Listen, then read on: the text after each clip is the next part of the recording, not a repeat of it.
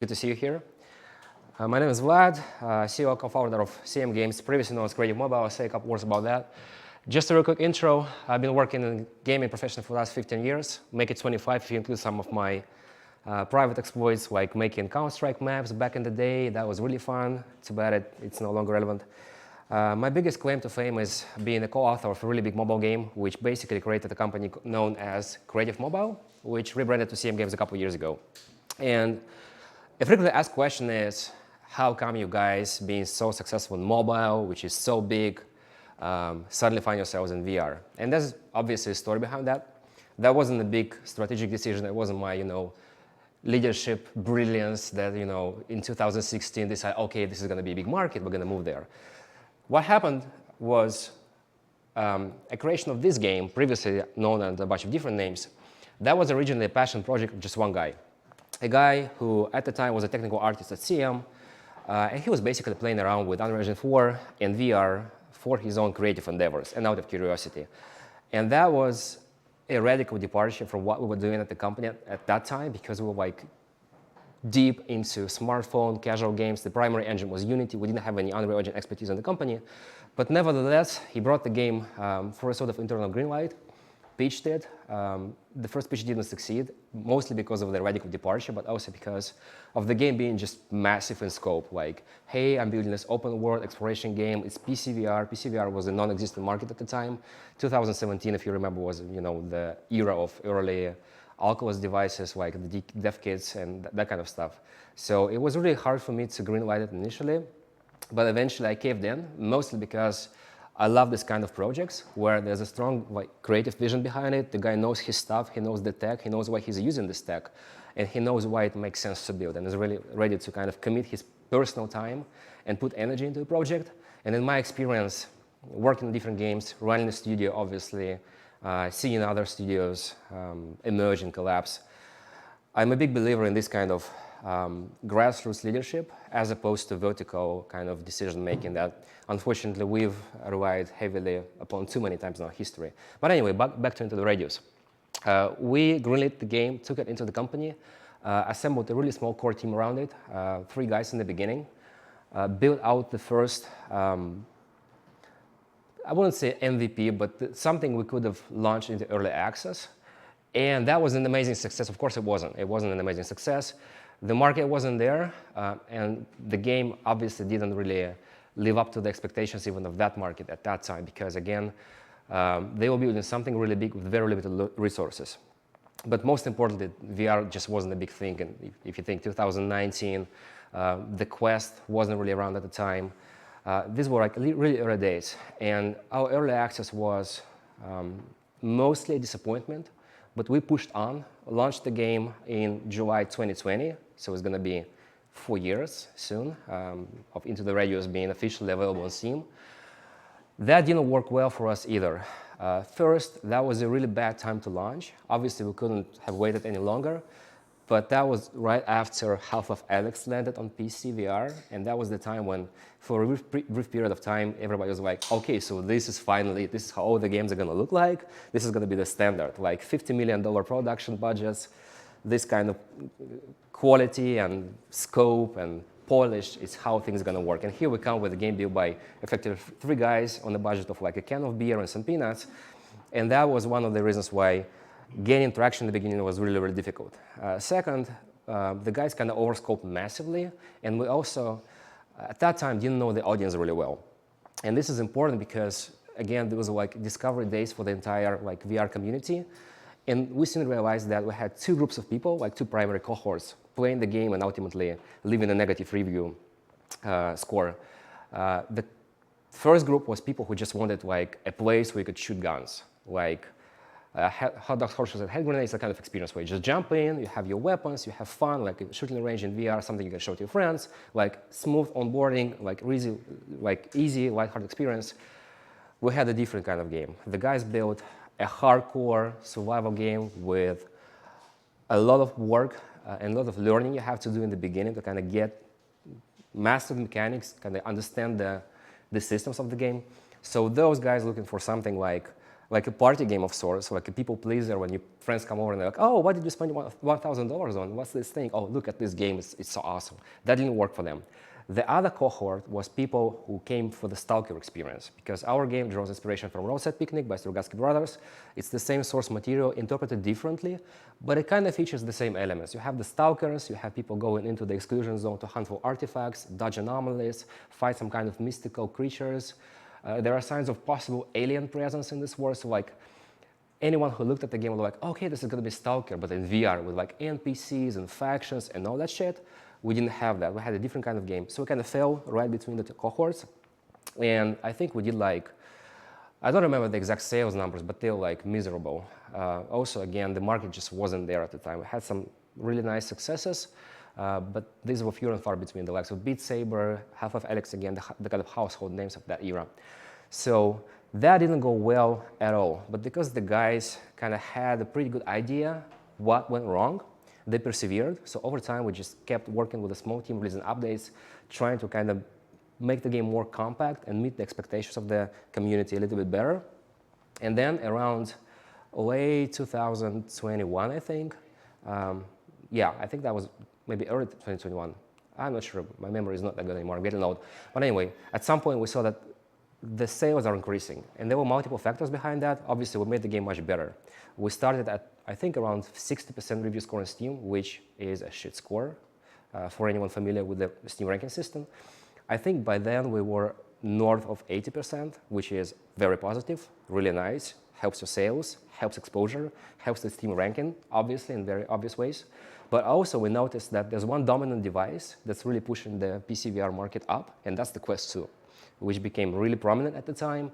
That was the peak of its popularity in a way, in the mainstream media, kind of the breakthrough moment for VR. And that was obviously the standalone device, but we noticed that people are connecting these devices to their PCs en masse, and that's driving the PC VR revenue up as well. And that's where like, okay, well, this is interesting, something is changing.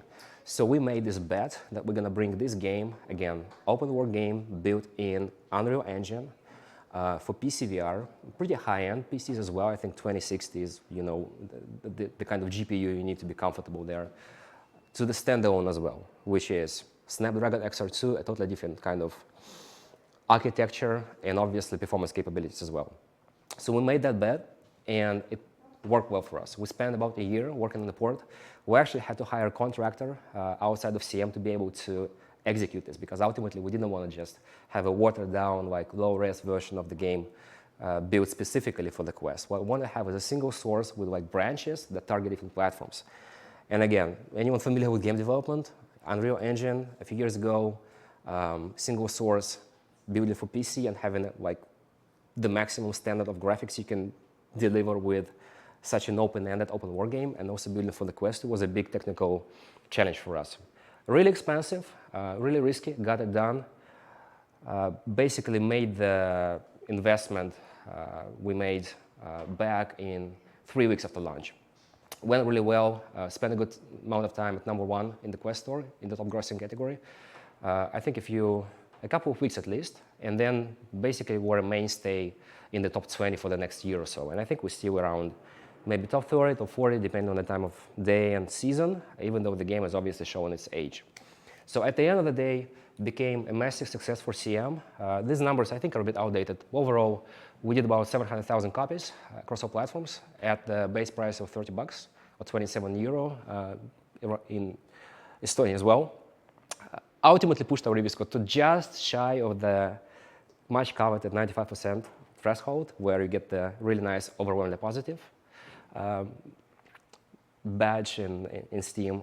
It's really hard to push past the last 1%. I think like at 94.4 or something like that. Might not make it just because of the sheer number of existing reviews, but still really nice to be highly rated, and also obviously beneficial for discoverability in Steam, because that matters. This matters, playtime matters, wishlists matter, but more on that later. Over the years, we did lots of updates. I think we did like 20 major updates for the game, which is more than what the last Battlefield game, for example, managed to do in a similar time frame. And ultimately, we built a really healthy community. We had this recurrent cycle where we'd add more stuff to the game, make a major update. The YouTubers would pick it up. We'd get a nice spike in sales. But eventually, we decided to announce a sequel. And about a year and a half ago, we actually commenced work on the sequel to ITR called ITR2. And the next question is, why would you guys do that? Because you have an existing game that has good traction. And I'll talk about that in detail, but quickly, really in a really concise manner, hopefully, later. But just as an intro, I'm going to attempt to show you a video. It's not a trailer. We don't have a trailer yet. It's a teaser. It's mostly made for people familiar with ITR. It's showcasing all sorts of different, like, small details that make it stand out. But it kind of works. It's the best thing we have anyway. So let me see if I can make it work.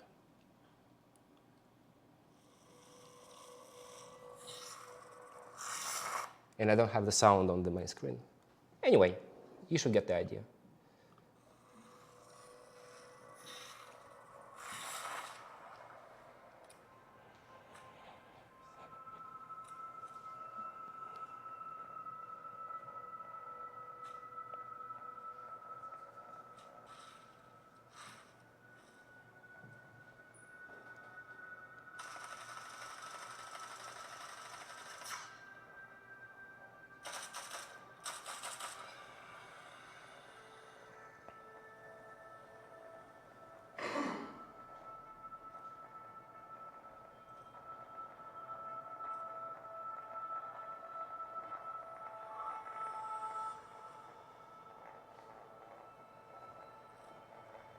Yeah, this summer, really soon, frighteningly soon.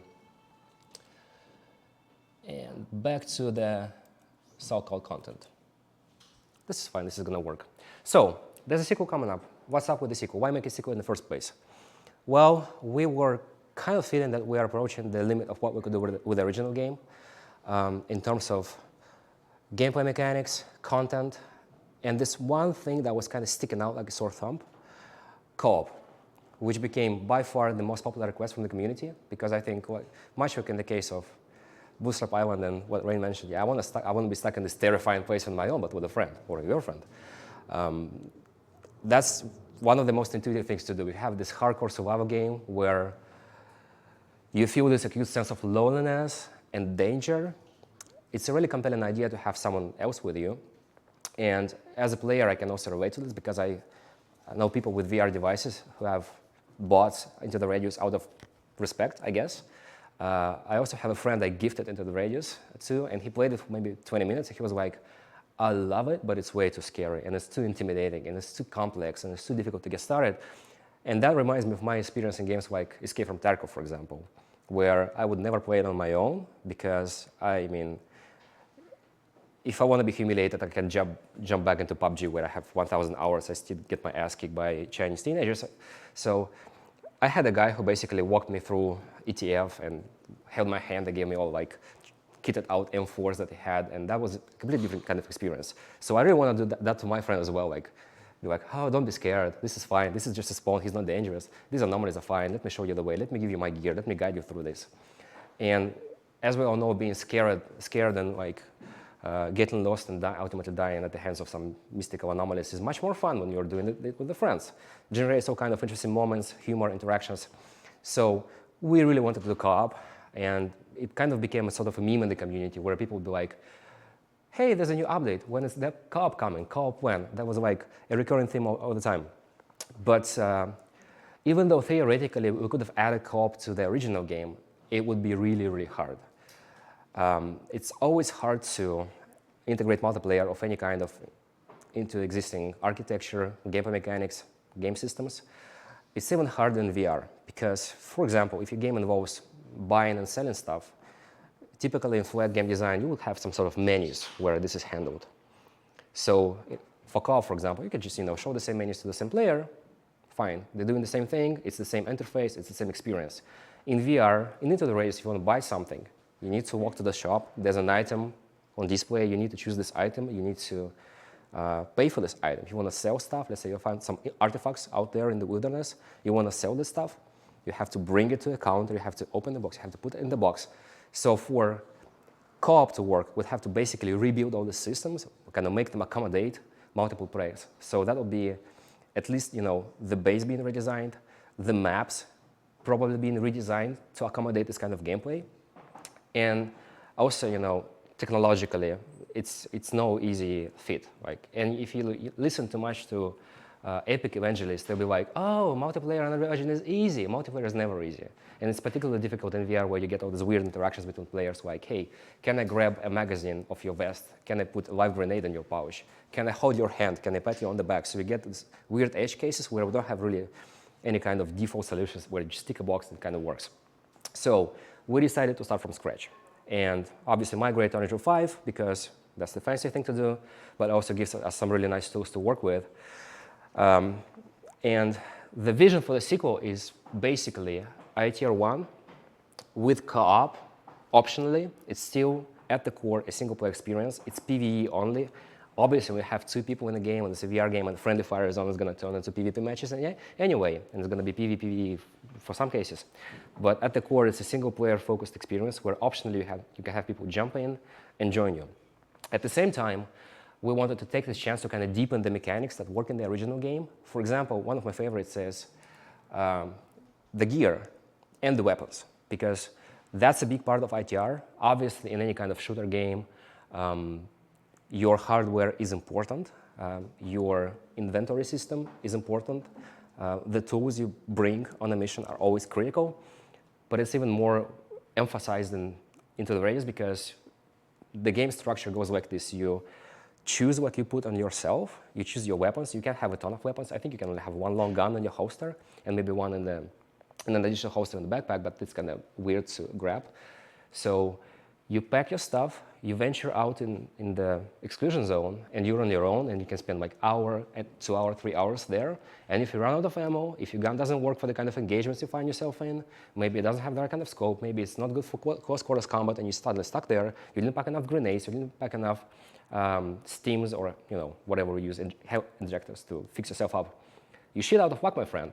That's gonna suck. So customizing your gear, packing your gear is really important. And again, we couldn't really push the boundary, push the envelope too much in ITR 1 because if you have a system where, let's say, guns have attachments, this is basically it. It's really difficult to kind of rework that and make it so you can replace entire parts of the weapons. Again, escape from Tarkov style. But that's what players really wanted. So we decided to dive deeper in that system and make like really customizable guns where you can really kind of go crazy and create like all sorts of cursed weapons. These are not cursed weapons. These are designed by a person with good taste, solid knowledge of what weapons should look like. You can see maybe a 6 times, maybe 4x scope for long distance engagement and like a canted sight on the side. So the guy who put this together knew what he was doing, but ultimately you can put like Picatinny rails on top of your Picatinny rails and scopes on top of your scopes. So people love that kind of stuff.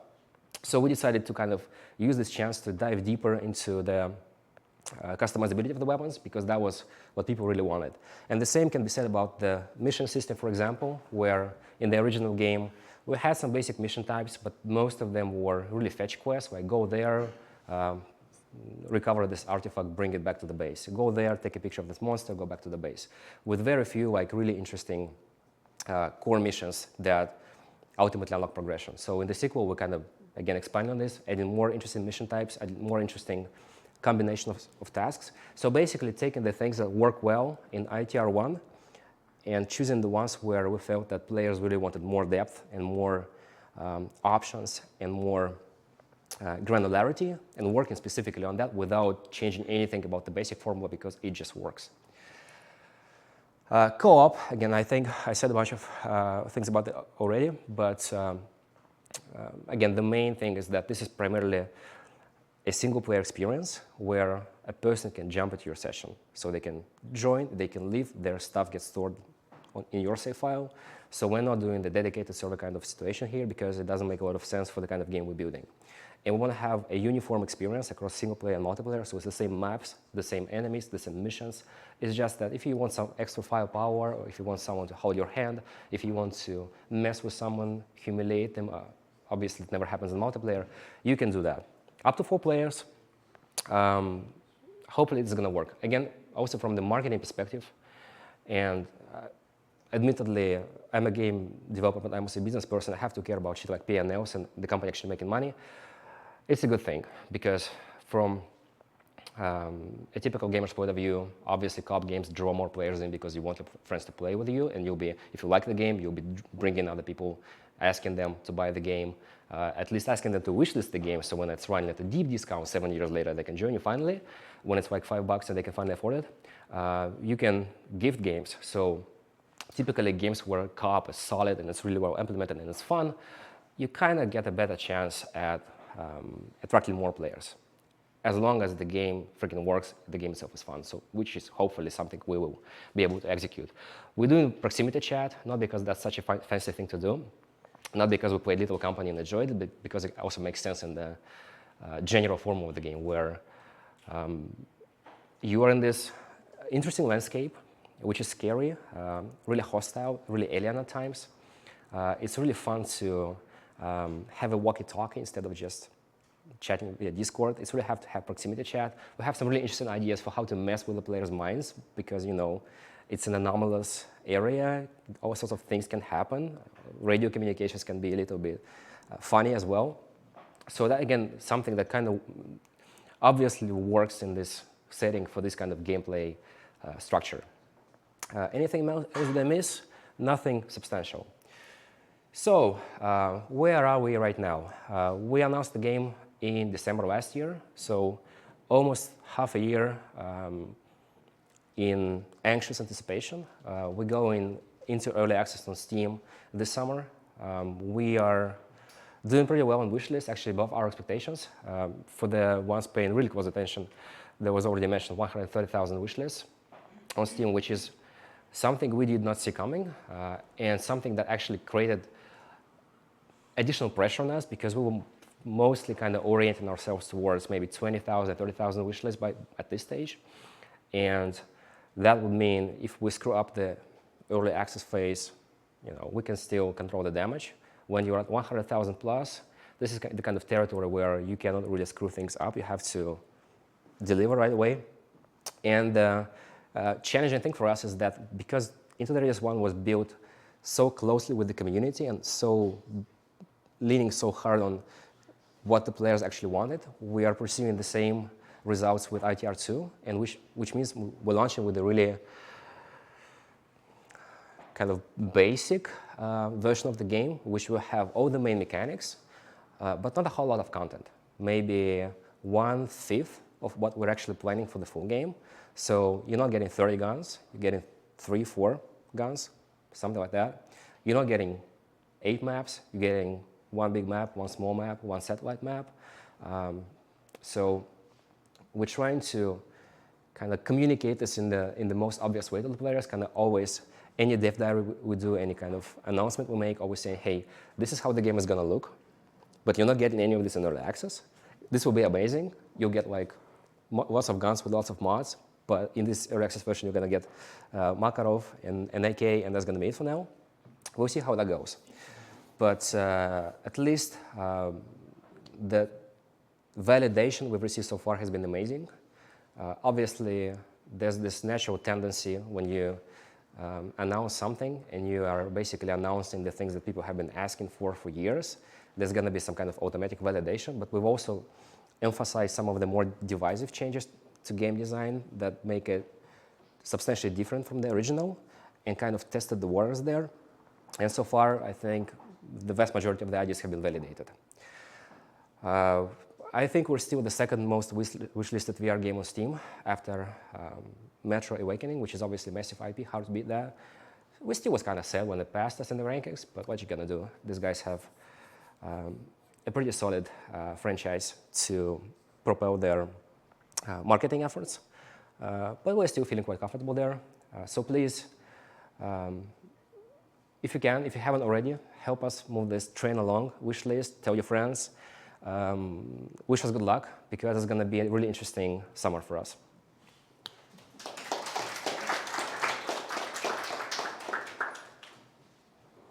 Maybe one very quick question. Or you can, okay. How do you approach the difficulty in co-op? No final decisions have been made as far as I know. We will not scale it so much. it's not going to be an automatic scaling where you have like one enemy of this type if you're a single player, two if you're in co-op or something like this. It's going to be more or less the same, so co-op will be easier. But then again, we can always tweak this on the go. And the reason why we are not rushing to add scalable difficulty right now is because there's another system in place where the difficulty of location scales as you progress the game. So if you revisit the same location, it's going to be maybe more enemies, maybe different enemies. There's another separate system for that, which is really integral to the game's progression and the basic system for difficulty scaling. So for now, it's just, if you want help, co-op is going to make things easier for you. Still, that doesn't apply to the environmental hazards, like anomalies, obviously, or just getting lost and maybe falling off a cliff and dying in the water. You still got that. The rest, I think, the current consensus is no automatic scalability for co-op, and we'll see how that goes. Thank you.